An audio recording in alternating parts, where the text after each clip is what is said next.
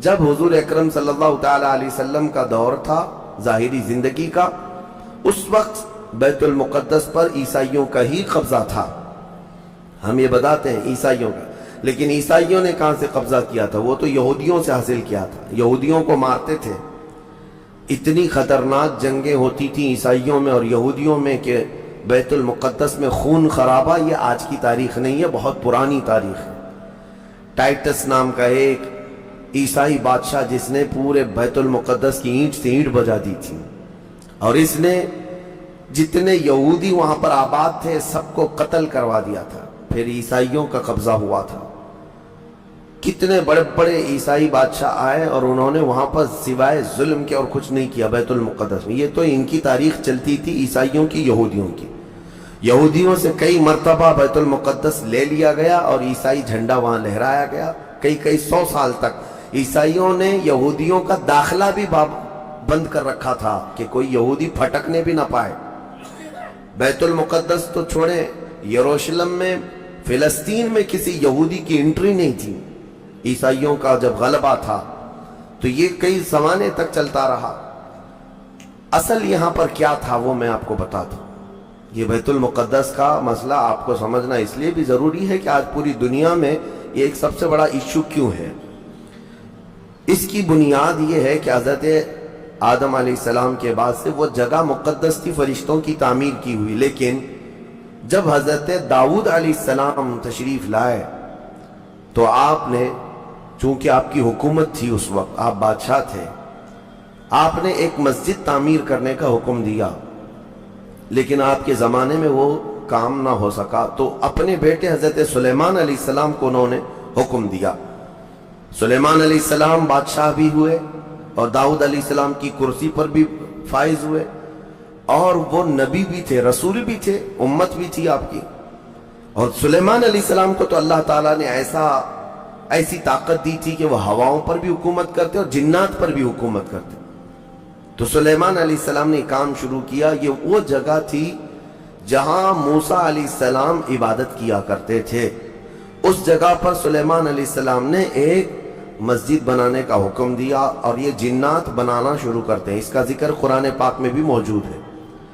حضرت سلیمان علیہ السلام نے جب پورا ڈیزائن دیا کہ اس طرح سے بننا ہے، تو پھر جنات تعمیر کرتے رہے، جنات تعمیر کرتے رہے، اور جنات اتنا خوف کھاتے تھے سلیمان علیہ السلام سے کہ وہ ایک لمحہ بھی حضرت سلیمان علیہ السلام سے غافل نہیں ہوتے یا حکم عدولی نہیں کرتے۔ ہوا یہ کہ کام ابھی کمپلیٹ نہیں ہوا تھا کہ سلیمان علیہ السلام کا انتقال ہوا، تو جنات بھاگ جاتے، لیکن اللہ کی مصلحت، حضرت سلیمان علیہ السلام لکڑی لے کر یوں کھڑے رہتے تھے، اپنا عصا لے کر کے کھڑے رہتے تھے اور کام دیکھتے رہتے تھے۔ جب تک سلیمان علیہ السلام کھڑے ہیں، تیزی سے جنات بڑے بڑے پتھر لاتے تعمیر کرتے رہتے تھے۔ انتقال ہوا سلیمان علیہ السلام کا، اور آپ ایسے ہی کھڑے رہ گئے، آپ کے کھڑے کھڑے وفات ہوئی ہے۔ اور اس طرح سلیمان علیہ السلام کی وفات کو سالوں گزر گئے، لیکن آپ وہاں سے ہٹے نہیں، کیونکہ کام چل رہا تھا۔ قرآن میں ہے، اللہ تعالیٰ فرماتا ہے جب لکڑی کو دیمک کھا گئی، کتنے سال گزر گئے ہوں گے، حضرت سلیمان علیہ السلام یوں ہی کھڑے تھے۔ اور عام دوسرے لوگوں کی موت تو چھوڑو، نیند میں کھڑا ہو کر کے دکھائے۔ وہ اللہ کے نبی تھے کہ انتقال کے بعد بھی وہ کھڑے رہے۔ روایتوں میں کئی سالوں تک، 10 سالوں تک آپ کھڑے رہے، اور اس کے بعد دیمک کھا گئی لکڑی کو تو لکڑی ٹوٹ گئی۔ تب سلیمان علیہ السلام زمین پر آ گرے۔ جنات اسی وقت جان گئے کہ یہ تو انتقال کر گئے۔ تب تک بیت المقدس کا کام کمپلیٹ ہو گیا تھا، جنات بھاگ گئے سب۔ یہ تعمیر، اس کو اصل میں بیت المقدس نہیں کہا جاتا تھا اس وقت، یہ ہیکل سلیمانی، یہ یہودیوں کے عقیدے کے اعتبار سے فرسٹ ٹیمپل ہے، پہلا مندر یا پہلی مسجد جو بھی ہے مقدس تھی۔ یہ ہیکل سلیمانی جو سلیمان علیہ السلام نے جنات سے بنایا تھا، اور سلیمان علیہ السلام کی کرسی جہاں لگتی تھی، اس وقت حضرت سلیمان علیہ السلام نے جنات اور سرکش لوگوں سے اور جادوگر لوگوں سے سب چیزیں جادو کی چھین کر اپنی کرسی کے نیچے دفن کر دیا تھا، سب ختم کیا تھا کہ کوئی جادو ٹونا یہ سب چیزیں نہ ہو۔ کیونکہ یہودی جادو کے پیچھے بہت بھاگتے تھے، صرف جادو میں ہی دن رات۔ آپ نے سب دفن کیا اور اس کے بعد آپ کے انتقال کے بعد سالوں بیتے اور اسی طرح سے رہے۔ لیکن پھر یہ ہیکل سلیمانی کو ایک بادشاہ آیا جو عراق کا رہنے والا تھا، اس کی یہودیوں سے دشمنی تھی، اس نے ایسا حملہ کیا کہ پورے ہیکل کو توڑ ڈالا، یعنی جو جنات کا بنایا ہوا تھا اس کو مکمل طور سے مسمار کر دیا۔ ایک دیوار باقی رہ گئی، ایک دیوار باقی رہ گئی، جہاں جا کر کے آج یہ یہودی روتے ہیں، دیواریں گریا اس کو کہتے ہیں۔ وہ اس زمانے کی ایک باقی رہ گئی، باقی پورا ہیکل گرا دیا۔ زمانہ بیت گیا، یہودی اس بات پر روتے رہے کہ ان کو مارا گیا، قتل کیا گیا۔ پھر عیسائیوں کا اس پر قبضہ رہا، پھر عیسائیوں سے یہودیوں نے ایک بار پھر حاصل کیا، پھر دوبارہ یہ ٹائٹس کے زمانے میں عیسائیوں نے مار کر کے پورے یہودیوں کو خون خون کر دیا۔ اور پھر بیت المقدس کچھ نہیں تھا، ایک دیوار تھی، ایک دوسری وہاں پر ایک چھوٹی سی عمارت بنائی گئی۔ اس عمارت کو یہ سیکنڈ ٹیمپل کہتے ہیں، سیکنڈ ٹیمپل، یہ دوسرا مندر، اور اسی کو عبادت گاہ بنا کر چلتے رہے۔ زمانہ بیتا یہاں تک کہ حضور صلی اللہ تعالیٰ علیہ وسلم کی نبوت کا اعلان ہوا۔ پھر اس کے بعد 23 سال گزرے، پھر آپ کی وفات کے بعد صدیق اکبر کا زمانہ آیا، پھر سیدنا عمر فاروق کا زمانہ آیا۔ تقریباً یہ 26-28 ہجری کی بات ہے، حضرت عمر کے دور میں۔ پھر حضرت عمر فاروق کے دور پہ جو فتوحات ہو رہی تھی، اسلام پھیلتا جا رہا تھا، تب صحابہ کے ایک لشکر کو حضرت عمر نے فلسطین بھی بھیجا، جس میں حضرت ابو عبیدہ بن جراح بھی تھے۔ تو ان صحابہ نے اس چھوٹے سے لشکر کو لے کر فلسطین کا معرکہ ایسا سر کیا کہ یہ عیسائی سب جان چکے تھے حالات کیا چل رہے ہیں، سیرنڈر ہو گئے اور کہا ہم جو ہے یہ بیت المقدس کی ساری چابیاں آپ کے حوالے کرتے ہیں، لیکن ایک شرط ہے کہ ہم آپ کے ہاتھ میں نہیں دیں گے بلکہ مسلمانوں کے امیر المومنین کے ہاتھ میں دیں گے، وہ آئیں ہمارے پاس۔ تو وہاں جو صحابہ تھے انہوں نے خط لکھ کر بھیجا حضرت عمر کو۔ حضرت عمر مدینے میں تھے، کہا ٹھیک ہے میں آ رہا ہوں۔ قبلہ اول مسلمانوں کے ہاتھ میں تھا، بیت المقدس آ رہا تھا۔ سیدنا عمر فاروق مدینے سے چل پڑے، ایک غلام کے ساتھ نکلے اور ایک سواری ہے، ایک خچر ہے، اور دونوں بھی کس انداز سے جا رہے ہیں، ایسا امیر المومنین جس کے رعب سے قیصر و کسریٰ کانپتے تھے، لڑائی کی کسی کے اندر مجال نہیں تھی۔ وہ ایک خچر کے سواری پر اتنا لمبا سفر طے کر رہے ہیں، وہ بھی غلام سے یہ طے کر رکھا ہے 1 میل میں بیٹھوں گا، 1 میل تو بیٹھنا، ہاں تو رسی پکڑ کے چلے گا 1 میل تک، اور اس کے بعد جب تو بیٹھے گا تو میں رسی پکڑ کے چلوں گا 1 میل تک۔ اس طرح سے تو سفر طے کیا۔ جب فلسطین پہنچ رہے تھے اور اس وقت لوگوں میں خبر تھی کہ امیر المومنین آ رہے ہیں، تو لوگ دیکھنے کے لیے شہر سے بھاگے بھاگے باہر آئے۔ اتفاق ایسا کہ اس وقت خچر گھوڑے پر بیٹھنے کی باری غلام کی تھی اور نکیل رسی حضرت عمر کے ہاتھ میں تھی۔ دوڑے ہوئے لوگ آئے جو نہیں پہچانتے تھے، عیسائیوں نے امیر المومنین کہہ کر اس غلام کا استقبال کیا کہ تشریف لائے۔ تب جو صحابہ تھے وہاں پر انہوں نے پکار کر کہا، نادانو وہ امیر المومنین نہیں، رسی پکڑا ہوا امیر المومنین ہے، یہ امیر المومنین ہے۔ پہلی مرتبہ ان اعلیٰ اخلاق و کردار کو عیسائیوں نے دیکھا تھا کہ وقت کا خلیفہ کوئی گھوڑے کی رسی پکڑ کر کے بھی چلتا ہے، تو بہت متاثر ہوئے، اور اس کے بعد بنا کسی جنگ کے حضرت عمر فاروق رضی اللہ تعالیٰ عنہ بیت المقدس میں داخل ہوئے، اور ان عیسائیوں نے جو کچھ بھی وہاں پر کیا تھا اس کو نکالا۔ پھر حضرت عمر فاروق رضی اللہ تعالیٰ عنہ نے پہلی اذان دینے کا حکم فرمایا، وہ ظہر کی اذان تھی، آپ نے وہاں پر نماز پڑھائی۔ پھر اس کے بعد یہ سلسلہ چلتا رہا۔ اب اس میں تفصیل ہے، عیسائیوں کو اسی طرح ہم بھی بھگاتے، مسلمان بھی بھگاتے، جیسے یہ یہودیوں کو بھگاتے تھے، تو انہیں آج بولنا چاہیے تھا کہ مسلمانوں نے زبردستی قبضہ کیا۔ حضرت عمر فاروق کا عام اعلان تھا کہ جو یہاں پر رہنا چاہے اس کے لیے کھلی آزادی ہے، حتیٰ کہ عیسائیوں کا چرچ بھی تھا پرانا، حضرت عمر نے کہا اس کو توڑا نہ جائے، اس میں عبادت جو ہوتی ہے ان کو اپنی عبادت کرنے دیا جائے۔ حضرت عمر چاہتے تو اینٹ سے اینٹ بجا دیتے، نکال کر صاف کر دیتے، لیکن آپ نے کھلی اجازت دی، اور عیسائی ویسے ہی باقی رہے۔ 400 سال تک یہ سلسلہ چلتا رہا۔ پھر فاطمی دور آیا، یعنی بنو عباس کی خلافت ختم ہوئی۔ فاطمیوں کا غلغلہ تھا، انہوں نے خلافت سنبھالی، لیکن وہ مضبوط نہیں تھے، کمزور خلیفہ آئے، جس کی وجہ سے صلیبی طاقتیں جتنی بھی تھیں سب آ کر کے اس خلیفہ پر قبضہ جما لیا، اور بیت المقدس میں اجازت پہلے مانگ لی کہ ہمیں آنے جانے کی اجازت دی جائے۔ جب آنے جانے کی اجازت مل گئی تو پورے علاقے پر زبردستی غاصب قبضہ کر کے وہاں سے سارے مسلمانوں کو ختم کر دیا، بہت مسلمانوں کا قتل کیا۔ فلسطین کی سرزمین یہودیوں کے قتل سے بھی بھری ہے، مسلمانوں کے قتل سے بھی بھری ہے، اور یہودیوں نے عیسائیوں کا بھی قتل کیا، لیکن مسلمانوں کا قتل عام کر کے یہ زبردستی فائز ہوئے کس پہ؟ بیت المقدس پر۔ یہ قبضہ جو ہے 87 ایئرز تک چلتا رہا، 87 سال تک۔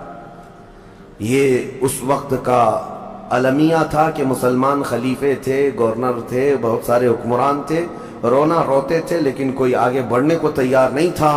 کردستان کا ایک شہزادہ صلاح الدین ایوبی، جو نور الدین زنگی کے شاگرد تھے اور ان کی فوج کے سپاہی تھے، ان کو یہ روزانہ خبریں تھی کہ بیت المقدس میں سب کچھ اجاڑ دیا گیا ہے، مسلمانوں کی اذان بند ہے، وہاں نہ جمعہ کا خطبہ ہو سکتا ہے، نہ ہی عبادت کے لیے وہاں پر نماز پڑھی جا سکتی ہے۔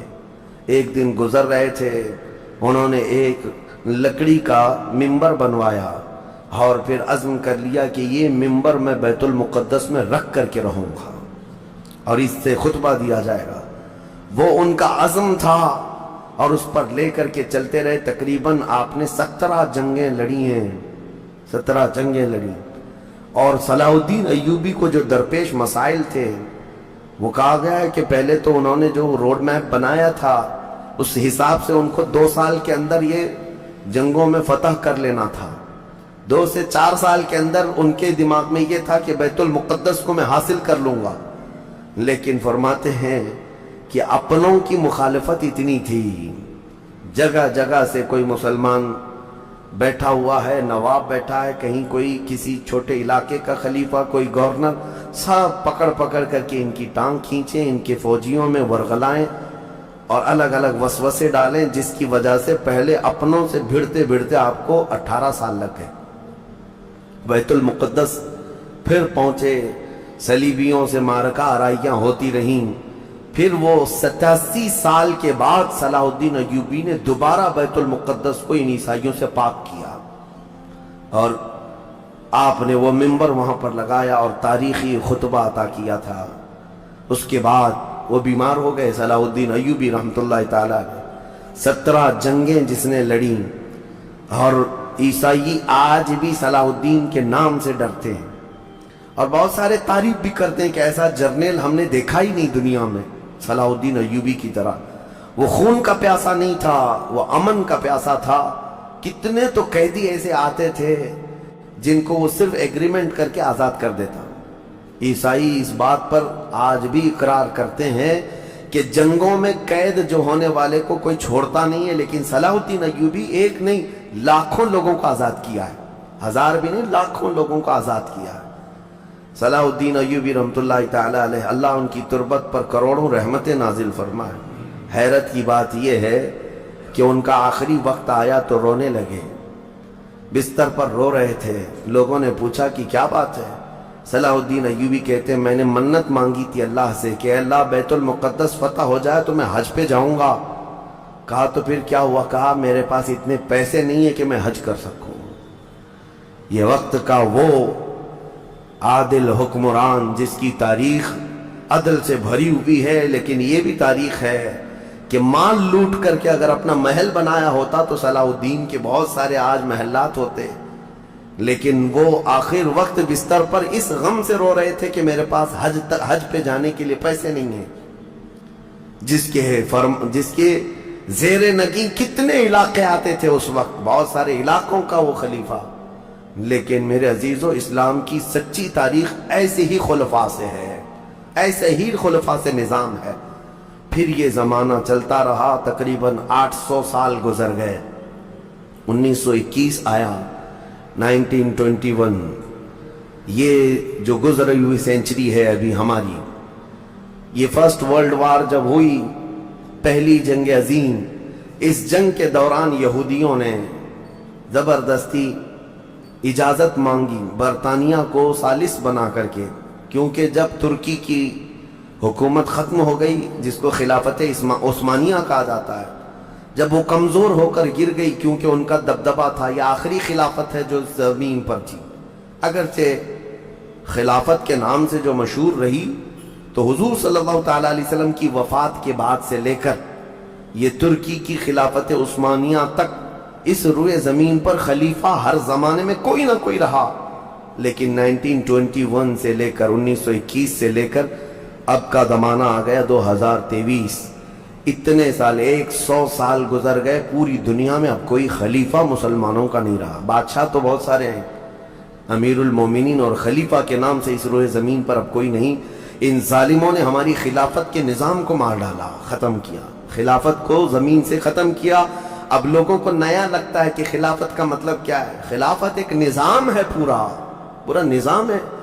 جب ڈیموکریسی ایک نظام ہے، کمیونزم ایک نظام ہے، تو اسی طرح سے خلافت جو ہے میرے مصطفیٰ کے نظام کا نام ہے۔ جب یہ ختم ہوا تو پھر 1921 میں یہودی جگہ جگہ سے جو مارے گئے تھے، اس وقت جرمن سے بھگائے جا رہے تھے، جینوسائیڈ کیا گیا تھا یہودیوں کا، جرمن میں مارا جا رہا تھا، تو ان کے اوپر دنیا والوں نے چنتک بیٹھک جس کو کہتے ہیں رحم کرنے کا، کئی مرتبہ بیٹھکیں ہوئی، بڑے بڑے لوگوں نے کہا یہودی پوری دنیا میں مارے جا رہے ہیں اور یہ مظلوم ہیں، ان کو کہیں پناہ دی جائے۔ پناہ دینے کے لیے جب بات آئی تو فلسطین کا ایک چھوٹا سا علاقہ، 4000 یہودیوں کو رہنے کی اجازت دی گئی۔ 1921 سے 4000 یہودیوں کو رہنے کی اجازت دی گئی، اور پھر جب وہ 4000 یہودی رہے تو بڑھتے بڑھتے دنیا بھر سے لوگ ہجرت کر کے یہودی وہاں جاتے رہے، اور تقریباً 1948 1947 1947 جب ہمارے ہاں آزادی کا مسئلہ چل رہا تھا، تب تک یہودی جو ہے لاکھوں کی تعداد میں وہاں جمع ہو چکے تھے، اور جمع ہو کر کے ان لوگوں نے، اور اسی وقت ہٹلر کا دور بھی ختم ہوا تھا، اور ہٹلر نے ان کو بہت مارا تھا، جس کو ہولوکاسٹ کہا جاتا ہے، اور بہت زیادہ ظلم کیا تھا۔ تو یہ سب بھاگ کر کے فلسطین میں جمع ہوئے، اور پھر ایک ایگریمنٹ سائن کروا لیا گیا دنیا کی بڑی بڑی طاقتوں سے کہ یہ اسرائیل ایک کنٹری ہے۔ فلسطین کو 2 حصوں میں بانٹ دیا گیا، آدھا عربوں میں، آدھا یہودیوں میں، فلسطین کے 2 حصے کر دیے۔ تو آدھا یہودیوں کو ملا تو ٹھیک ہے، لیکن اس کے غصے میں عربوں میں جنگ شروع ہوئی۔ 1948 کے بعد پھر جنگوں کا آغاز ہو گیا۔ جارڈن، سیریا، مصر، ان لوگوں نے اس اسرائیل کے ساتھ، انہوں نے نئی کنٹری کا نام اسرائیل رکھا تھا، جنگ کیا۔ جب جنگ کرتے رہے، اسرائیل اپنے پیر پھیلاتا رہا اور آگے بڑھتا رہا، کیونکہ اس وقت ان عربوں کے اندر یا جدید ہتھیار نہیں تھے۔ اسرائیل کو فلی طور پر امریکہ کا سپورٹ تھا، UK کا سپورٹ تھا، یورپ کا سپورٹ تھا۔ ان تینوں ملکوں کے ساتھ بڑی خوفناک جنگوں میں ان کو پیچھے ڈھکیل دیا گیا، بلکہ جو صحرائے سینا تھا مصر کا، وہ بھی اسرائیل نے قبضہ کر لیا۔ طور سینا جس کو کہتے ہیں، کوہ طور، وہ بھی ان کے لیے مقدس تھا، وہ بھی حاصل کر لیا۔ پھر اس کے بعد دوسری جنگ بھی ہوئی تھی مصر کی، تب مصر نے وہ علاقہ واپس لیا اور اسرائیل کو سمیٹنے کی کوشش کرتے رہے۔ 3 بڑی جنگوں میں ہوا یہ کہ جب جنگ ہوتی رہی، اسرائیل پھیلتا رہا۔ پھر 1978 کے قریب یا 75 کے آس پاس اسرائیل نے پورے طور پر فلسطین کا کنٹرول اپنے ہاتھ میں لے لیا، جس میں بیت المقدس بھی چلا گیا۔ یہ ہے تاریخ میں آدم علیہ السلام کے زمانے سے لے کر یہاں تک کی بتا رہا ہوں، مختصر جھلکیاں۔ اس کے بعد سے یہودیوں نے بیت المقدس کا کنٹرول اپنے ہاتھ میں لیا، حالانکہ UN کا یہ فیصلہ ہے کہ پورے اسرائیل کو یہ خاص طور پر تنبیہ کی گئی ہے کہ صرف مسجد اقصی جو بیت المقدس ہے، اس کا کنٹرول اور اس کا مینجمنٹ इसके इंतजामात यहूदियों के हाथ में भी नहीं रहेंगे और वहां के फिलिस्तीनी मुसलमानों के हाथ में भी नहीं रहेंगे। ये जॉर्डन की हुकूमत को दिया गया है। जॉर्डन की हुकूमत, जिसको कस्टोडियन ऑफ ये कहा जाता है, बैतुल मुकद्दस, वो इसके इंतजाम देखती है। लेकिन बराए नाम है यहूदियों ने धज्जियां उड़ा रखी हैं पूरे दुनिया भर के कवानीन की। जहां जहां इनको पाबंदी थी कि यहां नए घर नहीं बनाएंगे, अभी 3-4 साल पहले इन्होंने पूरे मुसलमानों के मोहल्ले को खत्म करके 200 घर बनाए, यहूदियों को आबाद किया। बरसों से यहां जो मुसलमान थे, अभी आप जा करके कभी देखें यरूशलेम, बैतुल्लहम, जो बैतुल मुकद्दस के आसपास के इलाके, राम अल्लाह, 40 साल 45 साल हो गए दुकानों को ताले लगे हुए हैं, जाले लगे हुए हैं, लेकिन खोलने की इजाजत नहीं है। इतने पुराने वक्त से दुकानें बंद हैं। कहा कि नहीं, यहूदियों की तरफ से कोई यहां पर खोलने की इजाजत नहीं है, मुसलमानों के नाम पर। और अल्लाह का फजल तो देखें, वो मुसलमान कैसे जिगरे वाले लोग हैं। मैंने अपनी आंखों से देखा है, हर जगह की तबीयत के एतबार से अल्लाह ताला मखलूक पैदा किया है। इन जालिम गासिब इजराइलियों को हमने देखा, ये बंदूक ताने बैतुल मुकद्दस के हर दरवाजे पर खड़े रहते हैं, और मुसलमानों का फिलिस्तीनी 8 साल का बच्चा आता है, उसकी नाल यूं फेंक करके मस्जिद में अंदर जाता है, नमाज पढ़ता है, फिर निकलता है, और वो फौजी देखता रह जाता है, कुछ नहीं करता। बसा औकात गोलियों से बरसाते हैं।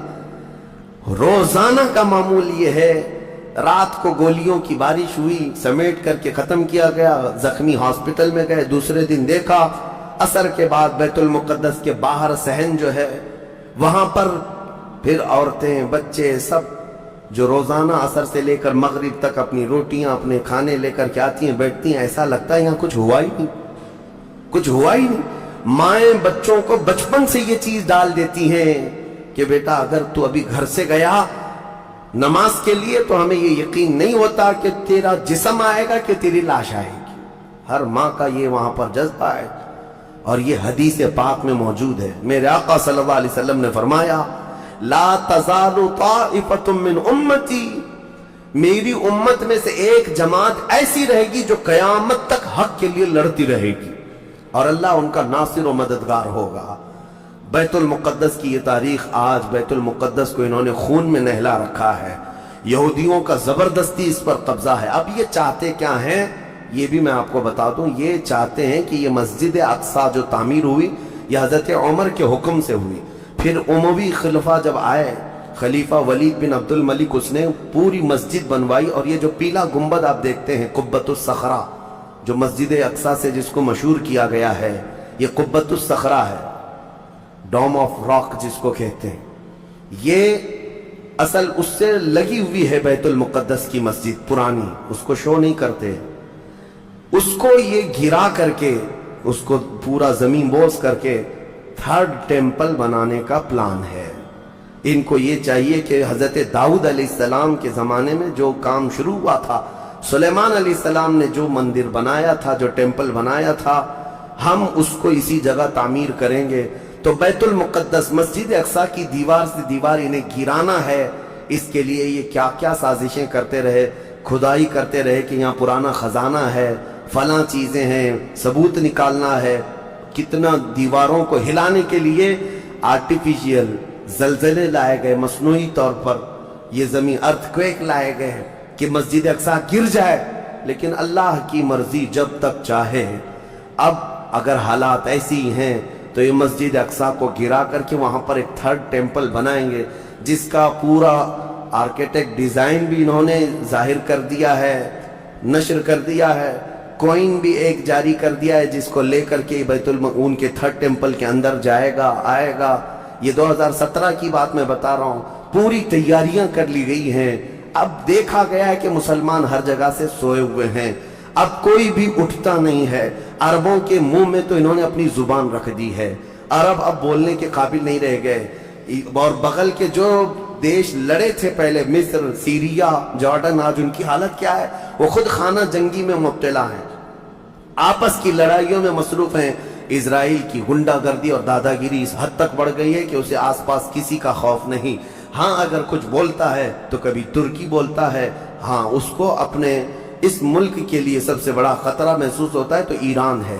ایران کو اس نے سعودی سے ایسا لڑا کر کے رکھا ہے کہ وہ آپس میں جنگیں کرتے رہے، اسی لیے ابھی ایران اور سعودی کا پیس معاہدہ ہوا، ایگریمنٹ ہوا، تو سب سے پہلے نیند حرام ہو رہی ہے اسرائیل کی کہ یہ اگر دوست ہو گئے تو میرا کیا ہوگا، میری حفاظت کیا ہوگی۔ اسرائیل حماس کو مدد کرتا ہے، جو غزہ میں ایک علاقہ باقی رہ گیا مسلمانوں کا جو فلسطین کے اندر ہے، جو آج تک لڑ رہے ہیں، آج تک راکٹ داغتے ہیں، اسرائیل کے ساتھ لڑتے، 20,000 کی تعداد ہے وہ بیچاروں کی، 20,000 کی تعداد ہے۔ اب یہ تاریخ اس طرح سے بتائی جاتی ہے، نیوز اس طرح کی ہے، اسے حماس کو اسرائیل مدد کرتا ہے، فلاں مدد کرتا ہے، جو بھی مدد کرتا ہو ہمیں اس سے وہ نہیں، لیکن ایک حق جماعت قیامت تک حق پر قائم رہے گی اور بیت المقدس کے لیے لڑتی رہے گی۔